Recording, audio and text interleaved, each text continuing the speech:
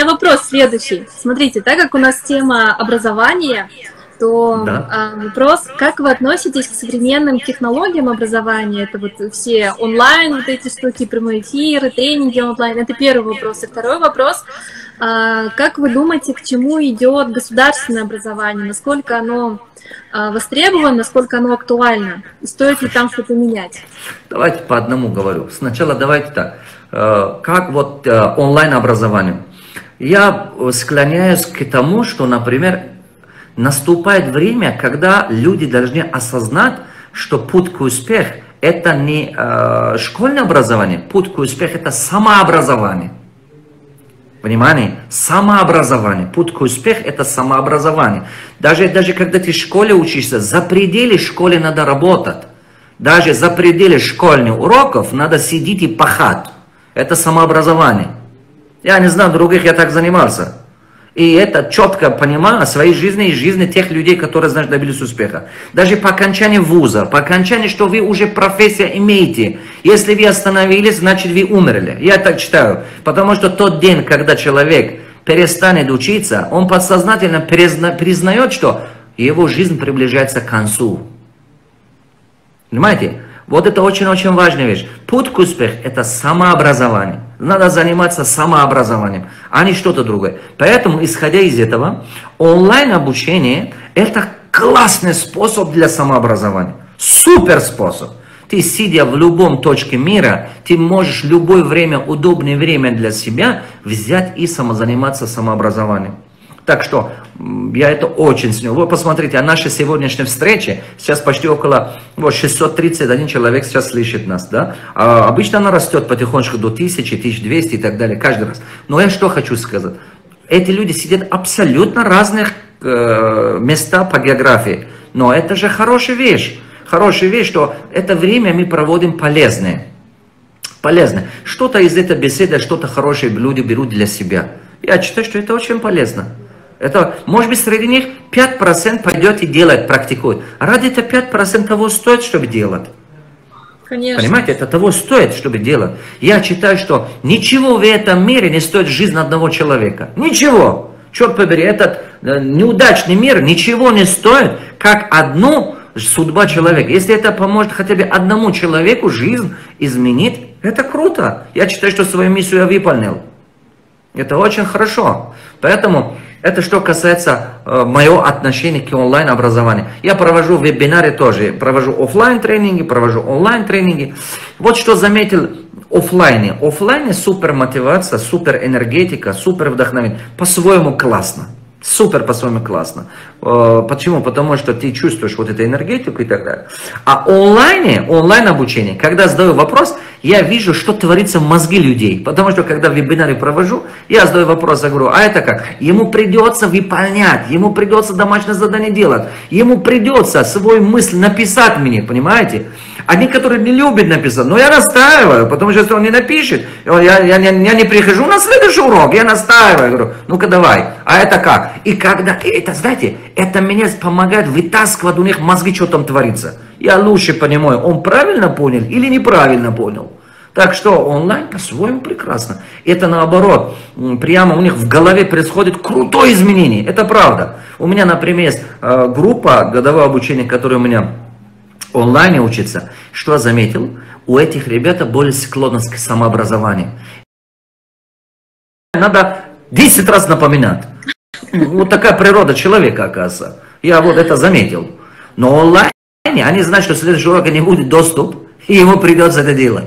И тогда начинать делать вот в таком духе. И это хорошо работает. Это что касается онлайн. Мы должны все принимать. Для человека, который хочет учиться, и онлайн, и офлайн, нормально. Идите учитесь, это выгодно. Второй вопрос был касательно школьного образования. Я всегда поддерживаю любой вид образования, хоть верите или нет, так. Когда многие говорят, что школьное образование устарело, она не нужна и так далее, я понимаю это. Я понимаю, что она устарела методы обучения, но само смысл обучения не менялось. Нельзя так отнестись к этому. Нельзя говорить, что школьное образование не нужен. Да это же нельзя так говорить. Почему? Я сейчас объясню. Потому что мы в школе Нельзя, вот знаете, что нельзя? Зубрированием не надо заниматься, не надо оценка получать за хорошую память. Обычно в школе мы получаем оценки, ну это я имею в виду как обычно. Мы получаем оценки за хорошую память. Просто повтори, что сказал учитель, или повтори, что написано в учебнике. Ты его используешь в жизни, не используешь, понимаешь, как это делать, не понимаешь, никто не интересно. Главное, ты хорошо повтори то, что было написано в учебнике. Или что сказал учитель. Так или не так? В большинстве случаев это просто за хорошую память. На самом деле, нужно чуть-чуть вот этот подход изменить. Подход изменить. Например, каждый предмет, который в школе преподается, я считаю, что она очень необходима в жизни. Я сейчас объясню. Например, давайте возьмем математика. Возьмем математику. Математика это не то, что 2 плюс 2, или там, не знаю, там формула Пифагора 3 или 114. Нет. Дело не в цифрах. Дело в стратегический подход решений. Например, если вы видите в каждый модуль, каждую задачу математически надо решать. Иногда вы понимаете, меняете местами плюс на минусом или так далее, вперед, назад и так далее. И вы должны вспоминать, какие формулы откуда брать, чтобы эту задачу решать. И самое главное, подсознательно вы знаете, что если задача есть, решение точно есть. Первый. Да. Так? Да. Уже ваше подсознание готовит к тому, что в жизни любая проблема решения существует. Не надо паниковать. Не надо сломаться, депрессией, алкашом стать. Не надо пойти там прямо в депрессию попасть, потому что проблема. Это нормально. Твое подсознание уже привыкнет к тому, что любая задача существует решение. Если ты не умеешь его решать, это не означает, что решение не существует. Нет, решение есть. Это первое. Второе. Например, вы хотите там, например, жизненные проблемы, жизненные ситуации, дом построить, детей образование давать и так далее. Так? И вам, например, вы понимаете, что жилье, ого, значит для того, чтобы жилье иметь, нужны определенная сумма денег. Либо его надо купить, либо его надо строить. Хорошо, вы начинаете анализировать, что для меня более доступно. Ага, чтобы зарабатывать, мне нужно что-то, какой-то продукт создать, реализовать, или услугу, или продукт, или что-то. Видите, это все математика. Вы разрабатываете некую цепочку, формулы, как решать эту задачу. Математическое мышление позволяет вам в жизни легко решать жизненные ситуации. Давайте возьмем химию. А что такое химия? Мы же видим, вот это тоже результат продукт химии. Это результат продукт химии. Это телефон продукт. Понимаете, это что значит? Объединяя два элемента, вы всегда получаете третий.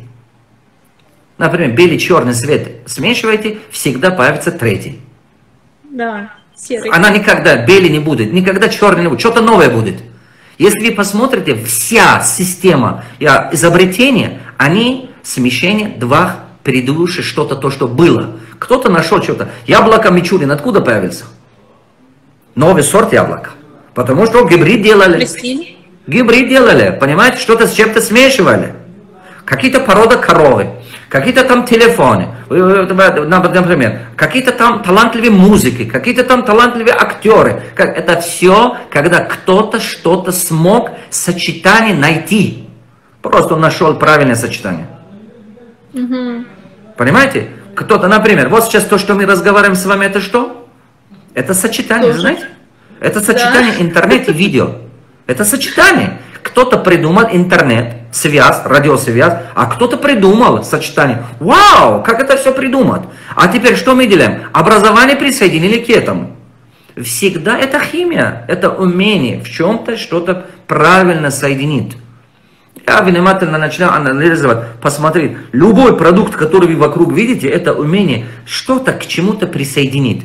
Все эти дизайнеры что-то к чему-то приделают, что-то к чему-то. Понимаете? Поэтому любой предмет, который есть в школе, они необходимы для будущего сознания ребенка. Дети приходят ко мне на учебу, я же обучаю детей. Поверьте мне, дети, которые двоечники, становятся отличниками. Двоечник, ребенок становится отличником, супер отличником. А почему? Потому что он был двоечником, вообще двоечником. Но когда начинается у меня учиться, он становится отличником. Почему он становится отличником? По 3 причины. Первая причина, у него самооценка растет, он становится уверенным в себе. Он начинает почувствовать, что он справится. Он начинает понимать, что может. Вторая причина. Он начинает понимать, что я могу, оказывается, быть отличным. Я, оказывается, могу. У него психологический барьер уйдет. Понимаете, это вообще круто. И третье, и самое интересное, В реальности он понимает, зачем он учится в школе, зачем это надо ему. И каждый предмет. И родители звонят нам, говорят, послушайте, раньше он так не любил учиться, раньше у него это не получилось, а сейчас так он легко это делает, а чему вы научились его? Я говорю, просто ему объяснил, зачем надо учиться, правильно объяснил.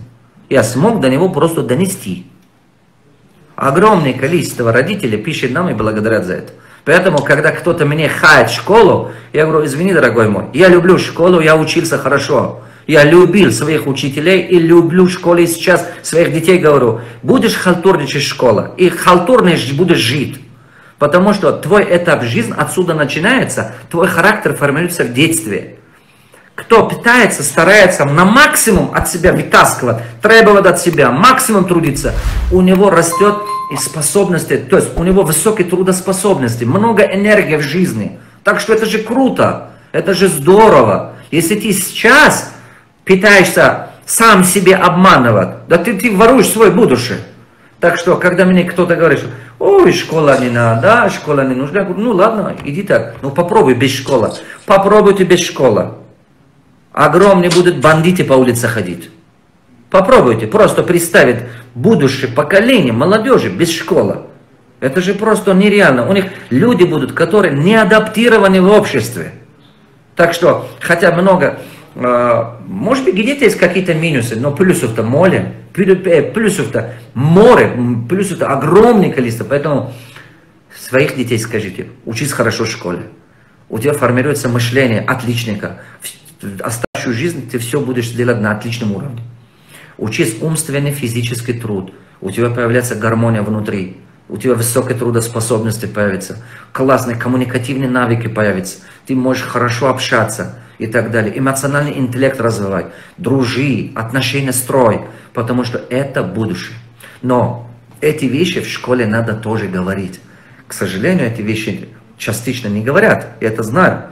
3 вещи, если добавить в школе, вообще классно было бы. Это что? Это коммуникативные навыки, общение, командная работа и так далее.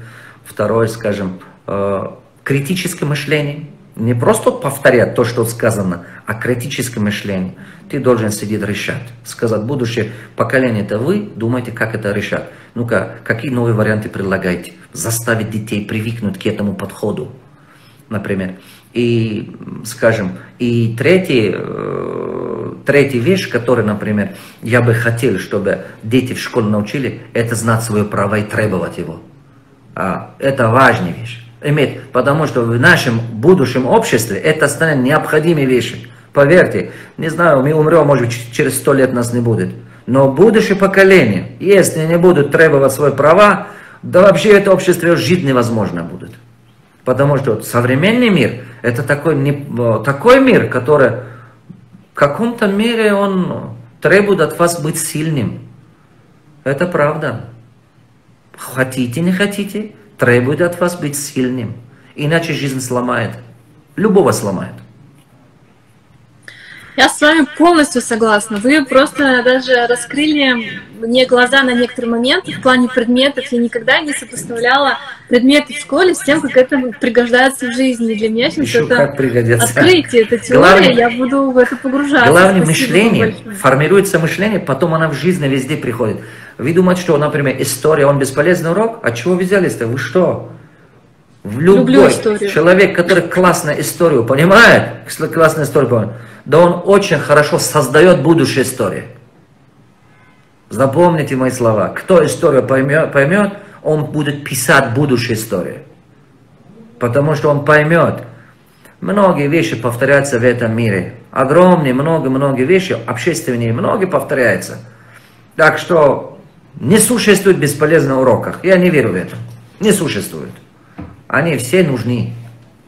Да, с такой точки зрения я не думала, я с вами согласна. Да, спасибо вам большое за такую точку зрения.